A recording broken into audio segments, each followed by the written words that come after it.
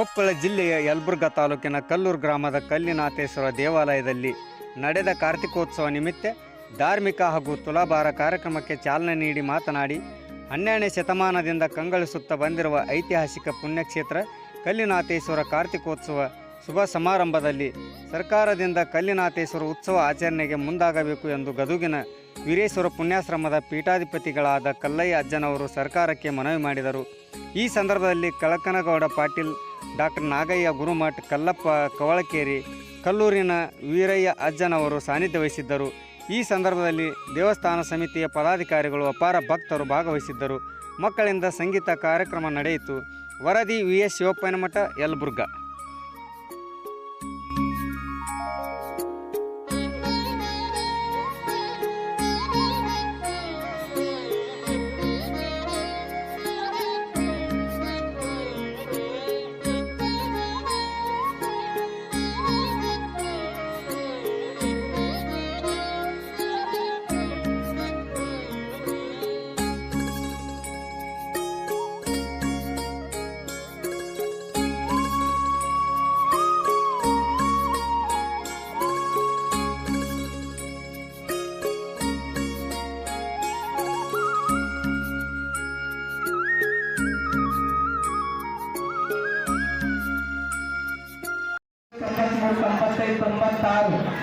ಆಗ ಏನು ಪಂಡಿತ ಪುಟ್ಟರಾಜ ಗುರುಗಳಲ್ಲಿ ಪಾದ ಇಟ್ಟು ಕೀರ್ತನ ಪ್ರವಚನವನ್ನು ಮಾಡಿ ಸಂಗೀತ ಕಾರ್ಯಕ್ರಮ ಪ್ರಾರಂಭ ಮಾಡಿದರು.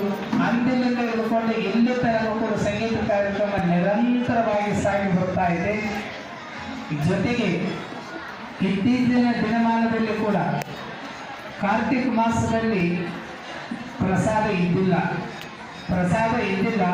ಅನ್ನದಾನ ಮಾಡ್ತಕ್ಕಂಥದ್ದು ಬಹಳ ಪುಣ್ಯದ ಕೆಲಸ ಅಂತ ತಹಸೀಲ್ದಾರ್ ಸಾಹೇಬರು ಬಂದಿರ್ತಾರೋ ಬಿಟ್ಟಿರ್ತಾರೋ ಗೊತ್ತಿಲ್ಲ. ಅವರಿಗೆ ಕೂಡ ನಾನು ಪುಣ್ಯ ಬರಲಂತ ಸಂದರ್ಭದಲ್ಲಿ ಬಯಸಿ, ವಿಶೇಷವಾಗಿ ಕಲ್ಲೂರು ಕಲ್ಲಿನಾಥೇಶ್ವರ ಅಂತಂದರೆ ಈ ನಾಡಿನ ಒಳಗೆ ಪರಮಾತ್ಮ ಪಾರ್ವತಿ ಕೈಲಾಸದ ಒಳಗೆ ತನ್ನ ಶಿವನ ಒಂದು ಅಂತ ಕರೀತಾರೆ. ಆ ಒಂದು ಶಿವನ ಸಾನ್ನಿಧ್ಯದಲ್ಲಿ ಒಂದು ಪರಮಾತ್ಮ ಪಾರ್ವತಿ ನಂದಿ ಭೃಂಗಿ ಆ ಸಂಗೀತ ಕೇಳುವ ಸಂದರ್ಭದಲ್ಲಿ ತಲ್ಲೀನರಾಗಿ ಬಿಟ್ಟಿರ್ತಾರೆ, ಅಂದರೆ ಮೈ ಮರೆತು ಬಿಟ್ಟಿರ್ತಾರೆ.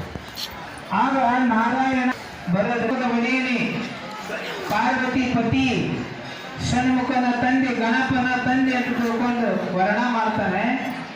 ನಾಗ ನಿನ್ನ ವರ್ಣ ಸಾಕು ನಿಲ್ಲಿಸು. ಯಾವ ಲೋಕದಿಂದ ಯಾವ ಸುದ್ದಿ ಸಮಾಚಾರ ಹೊತ್ಕೊಂಡು ಬಂದು ಮೊದಲು ಆ ವಿಷಯ ಹೇಳು ಅಂತ ಹೇಳಿದ ಪರಮಾತ್ಮ. ಆಗ ಹೇಳಿದ ನಾರದ ಹೇಳ್ತಾನೆ ಪರಮಾತ್ಮನಿಗೆ, ಶಿವನೇ ಏನು ಹೇಳಲಿ, ಭರತ ಭೂಮಿ ಕನ್ನಡ ನಾಡಿನಲ್ಲಿ ಧರ್ಮ ಅನ್ನೋದು ನಶಿಸಿ ಹೋಗಿ ಕರ್ಮ ತಾಂಡವಾಡ್ತಾ ಇದೆ. ಧರ್ಮ ಅನ್ನೋದು ಅಲ್ಲಿ ನಶಿಸಿ ಹೋಗಿ ಬಿಟ್ಟಿದೆ, ಧರ್ಮ ಅನ್ನೋದು ಉಳಿದಿಲ್ಲ. ಗುರು ಅನ್ನೋದಿಲ್ಲ, ಶಿವ ಅನ್ನೋದಿಲ್ಲ. ಅಲ್ಲಿ ಪಾಪ ಕೃತ್ಯಗಳು ಜಾಸ್ತಿ ಆಗಿ ಗಂಡನ್ನ ಹೆಂಡತಿನ ಗಂಡ ಮಾರ್ಕೊಂಡು ತಿನ್ನುವಂಥ ಸ್ಥಿತಿ ಬಂದೈತಿ. ಅಲ್ಲಿ ಏನಾಗೈತೆ ಅಂದ್ರೆ ಕರ್ಮ ಜಾಸ್ತಿ ಆಗಿ ತವ್ರ ಮನೆ ಅಂತ ನಿಮ್ಗೆಲ್ಲ ತಿಳ್ಕೊಂಡು ಹೋಗಲಿ. ಏನೇ ಬರಲಿ, ಇಲ್ಲಿ ನನ್ನ ಊರಿನ ಗುರುಹಿರಿಯರು ಎಲ್ಲರನ್ನು ಮನಸ್ಸಲ್ಲಿಟ್ಕೊಂಡು ಜನರು ಬಂದಂಥವ್ರಿಗೆ ಇಷ್ಟೆಲ್ಲ ನೀವು ಸೇವಾ ಭಾವನೆ ಊರಲ್ಲಿ ಐತಲ್ಲ, ಇದಕ್ಕಿಂತ ದೊಡ್ಡ ಯಾವಾಗಲ್ಲ ಅಂತ ನಾನು ಹೆಮ್ಮೆ ಪಟ್ಟು ಹೇಳ್ತಾ ಇದ್ದೀನಿ. ಇವತ್ತು ನಮ್ಮ ಅಜ್ಜವರು ನಾನು ಕೇವಲ ಒಂದು ಸ್ಥಳದಲ್ಲಿ ತಗೊಳ್ತಾರೆ. ಅಲ್ಲಿ ನಮ್ಮ ಗಂಗಾವತಿ ಭಾಗದಲ್ಲಿ ಯೋಗ ಶಾಂತಮ್ಮ ಅಂತ ಒಬ್ಬ ತಾಯಾರ ಮೊದಲನೇ ಅಜ್ಜವರು ಈ ಊರಲ್ಲಿ ಹೋಗೋರ್ ಪಾರ್ಥಮ್ಮ. ಈ ಊರಲ್ಲಿ ಹೋಗೋರ್ ಪಾರ್ಥಮ್ಮ, ಅಲ್ಲಿ ಗಂಗಾವತಿಯಲ್ಲಿ ಹೋಗೋರ್ ಶಾಂತಮ್ಮ. ತೊಂದರೆ ಬಂದರೆ 10 ವರ್ಷ ಹೋಗಿದ್ದೀವಿ.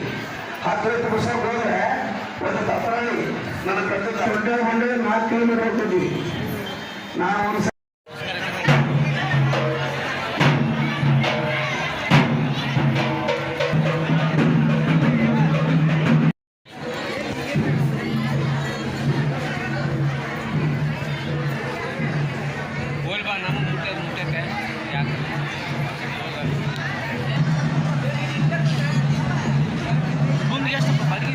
ಫ್ರೀ ನಮಗೆ ಫ್ರೀ